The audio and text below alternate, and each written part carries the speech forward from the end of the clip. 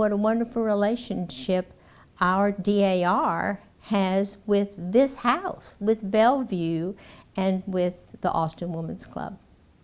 The tracing that relationship makes a very interesting story.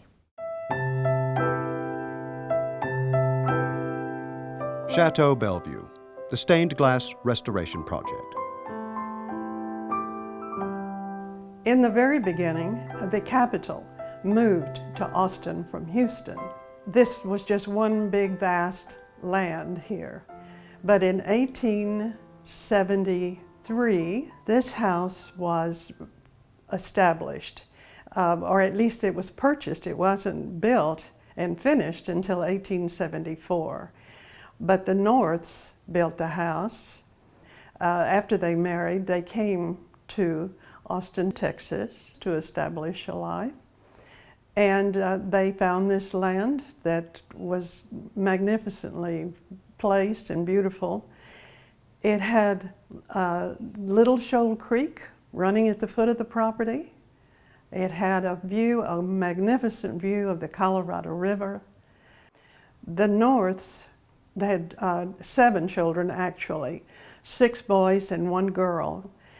The one girl, the one daughter, was a musician, and she went to school to study music in Europe and was in Germany for several years.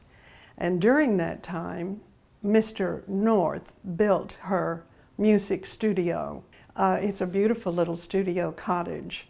And then further down the hill, Mr. North built another home, which is called Villa Bellevue. This they named Bellevue Place. Mr. North became ill, but he died shortly after. And so the house was for sale. It was sold once to the Gaines family, who only owned it for about a year, until ownership transferred back to Catherine North. Ira Evans and his wife purchased the house in 1892 and began extensive remodeling. And he came to Texas. Texas at that time was just opening up, and it was just vast country. And so he was sent to Texas, and he did a little bit of everything. He is a story unto himself. He was director of the bank, Austin National Bank, that was opened. He was Speaker of the House of Representatives at one point, the youngest member ever to be Speaker of the House of Representatives. He established Tillotson College. He and his wife hired Alfred Giles for the house, and they changed it completely. He was a renowned architect in Central Texas, but he did not come from here originally. He was born in Middlesex, England in 1853, and he went to school there, was wanting to study for the ministry, and decided instead to go into architecture. So he, at the age of 11, he started his studies, and by the time he was 17 years old, he had completed his work and had started doing some architectural design in England.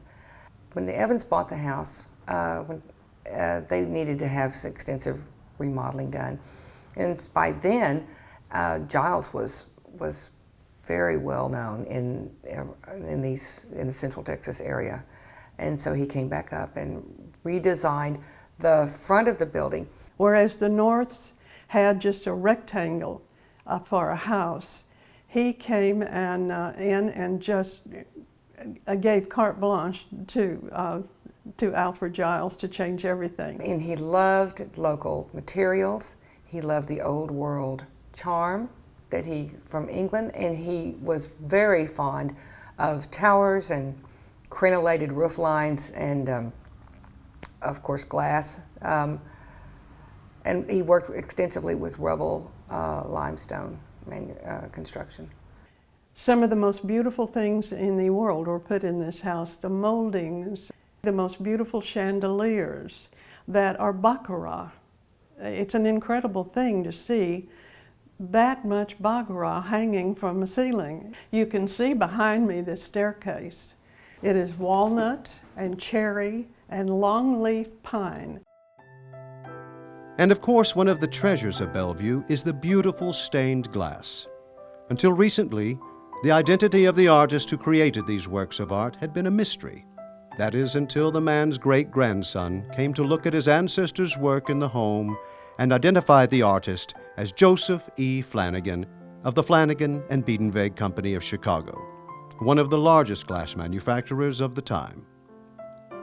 He produced a brochure from 1893 that included a testimonial from Major Ira H. Evans himself that proclaimed the star skylight the handsomest thing of the kind I have ever seen. Ira Evans was a member of an SAR chapter up in Vermont because there was no SAR, no Sons of the American Revolution chapter here in Texas. So he and some friends met in Galveston in 1896, and they joined in the organization of the Texas Society of SAR.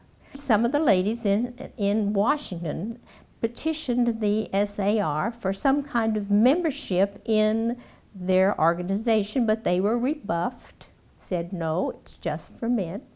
So the ladies just formed their own organization, and in 1890 they formed the organization and they named it the Daughters of the American Revolution. And it was a very popular organization, and before long there were chapters in many states. And by 1900, there were 5 chapters in Texas, and one of them was here in Austin. The chapter was started by partially started by Mrs. Ira Evans. I guess her husband had encouraged her, and her name was Frances.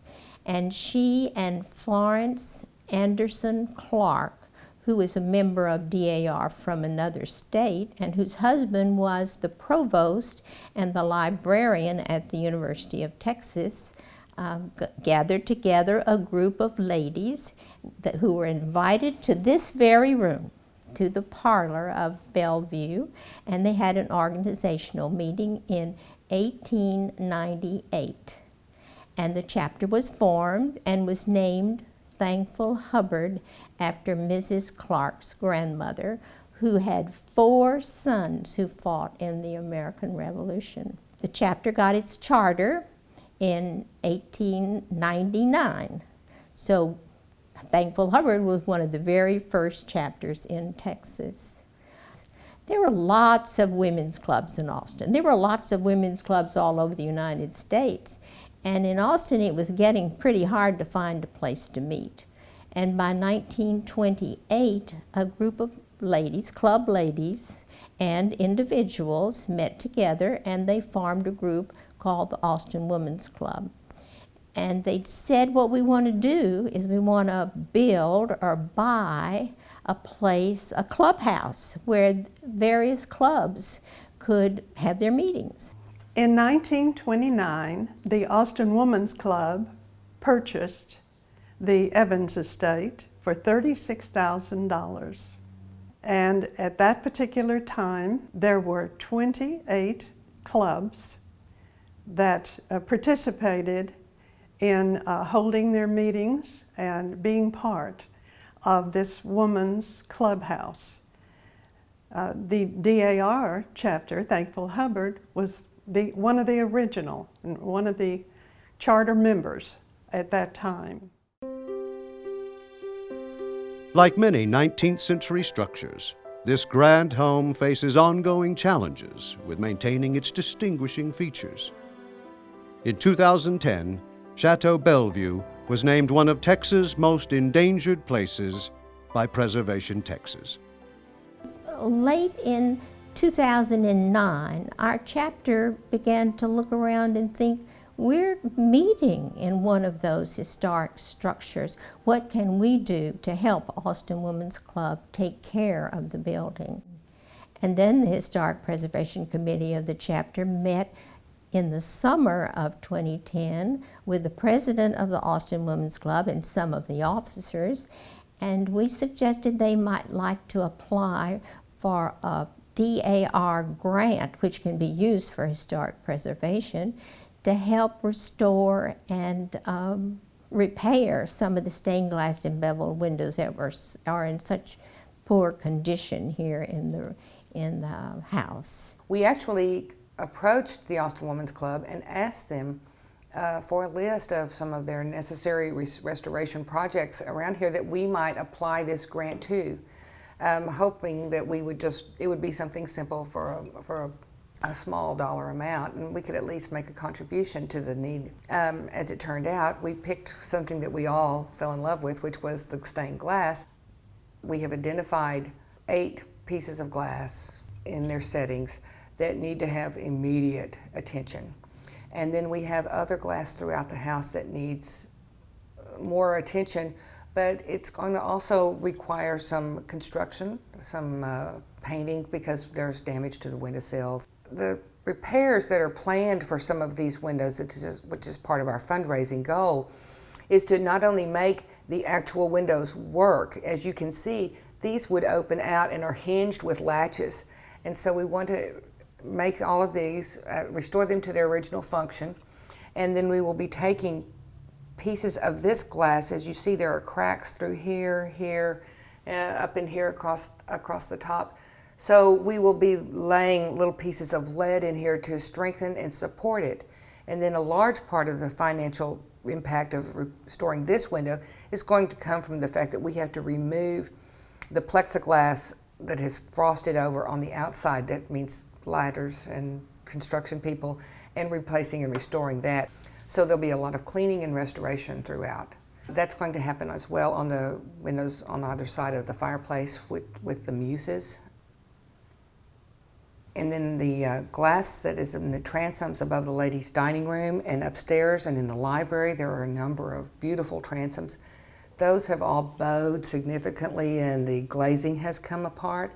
So there will be some wire and metal support bars, fixing those and giving them support, and then one of them will be actually moved to another location where it can be viewed better. We have a lot of broken glass in this place, a lot of cracks in the little square glasses in the kitchen, in the bathrooms. All of this needs to be restored and repaired, and much of it is not on the market anymore, so we will have to repair as much as possible as opposed to replacing it.